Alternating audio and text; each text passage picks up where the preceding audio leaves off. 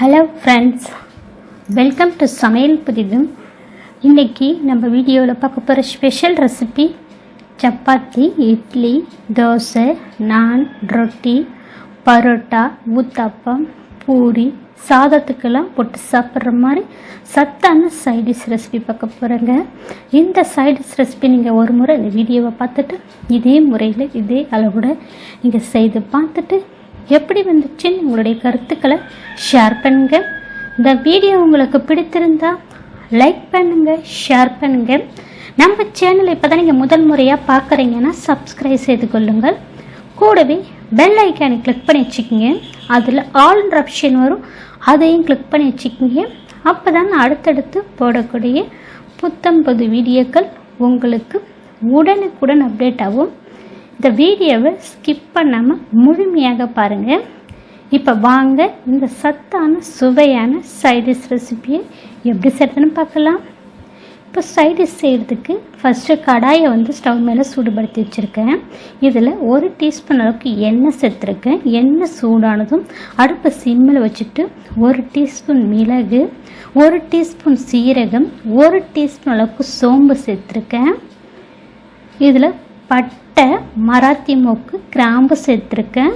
கல்பாசி இருந்தால் கொஞ்சம் சேர்த்துக்குங்க. ஒரு கொத்து கருவேப்பிலை சேர்த்துருக்கேன். வெங்காயம், பெரிய வெங்காயம் ஒரு 3 பெரிய வெங்காயத்தை சேர்த்துருக்கேன். நீங்கள் சின்ன வெங்காயம் இருந்தால் பெரிய வெங்காயத்தை ஸ்கிப் பண்ணிவிட்டு ஒரு 15 சின்ன வெங்காயம் சேர்த்துக்குங்க. காளி பழம் 2 பழம் சேர்த்துருக்கேன். நல்லா பழுத்த பழமாக சேர்த்துக்குங்க.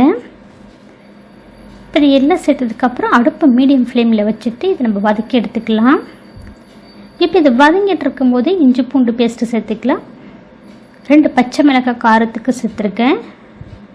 இஞ்சி பூண்டு பேஸ்ட்டு 1 டீஸ்பூன் சேர்க்குறேன். நீங்கள் வெறும் இஞ்சி இருந்தால் கூட ஒரு துண்டு இஞ்சி, பூண்டு பற்கள், பூண்டை உரிச்சிட்டு ஒரு 5-6 பூண்டு பற்கள் சேர்த்துக்குங்க. இப்போ 1 டீஸ்பூன் இஞ்சி பூண்டு பேஸ்ட்டு சேர்த்து இப்போ நம்ம வதக்கி கொடுத்துக்கலாம். இப்போ இதனுடைய பச்சை வாசனை போகிற அளவுக்கு நல்லா ஒரு 3-4 நிமிஷம் போல் மிதமான தீயில நல்லா வதங்கி வரட்டுங்க. இப்போ எல்லாமே நல்லா வதங்கிடுச்சுங்க. வதங்கினதுக்கப்புறம் இதில் தேங்காய் துருவல் சேர்க்குறேன். 1/4 மூடி அளவுக்கு தேங்காய் துருவல் சேர்த்து நல்லா மிக்ஸ் பண்ணிக்கோங்க.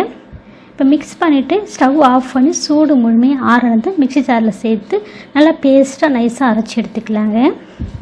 இப்போ இந்த கிரேவி பார்த்திங்கன்னா நம்ம குக்கரில் செய்ய போகிறோம். குக்கரை சூடுபடுத்தி 3 டீஸ்பூன் எண்ணெய் சேர்த்துருக்கேன்.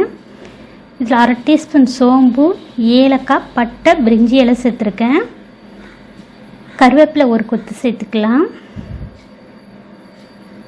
இது எல்லாம் பொரிஞ்சதும் 1/4 டீஸ்பூன் மஞ்சப்பொடி, அடுப்பு சிம்மில் வச்சுடுங்க. மஞ்சப்பொடிலாம் சேர்க்கும்போது 1 டீஸ்பூன் தனி மிளகாத்தூள், 1 டீஸ்பூன் மல்லித்தூள் சேர்த்துருக்கேன். இப்போ இந்த எண்ணெயில் நல்லா மிக்ஸ் பண்ணிக்கோங்க.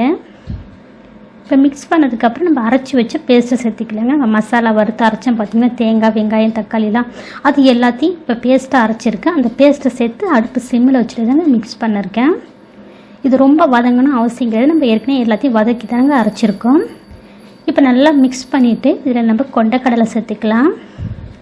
கருப்பு கொண்டைக்கடலை பார்த்திங்கன்னா 8 மணி நேரம் ஊற வச்சுருக்கேன். 100 கிராம் அளவுக்கு கொண்டைக்கடலை எடுத்திருக்கேன். ஊறின கொண்டைக்கடலையே தண்ணியை வடிச்சிட்டு சேர்த்துருக்கேன். இப்போ கொண்டைக்கடலை சேர்த்து நல்லா மிக்ஸ் பண்ணியிருக்கேன்.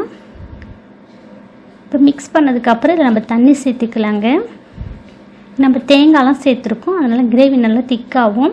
அதனால் 1.5 டம்ளர் அளவுக்கு தண்ணி சேர்க்குறேன். 300 ml தண்ணி சேர்க்குறேங்க. இப்போ தண்ணி எல்லாம் சேர்த்ததுக்கப்புறம் அடுப்பை மீடியம் ஃப்ளேமில் வச்சுடுங்க.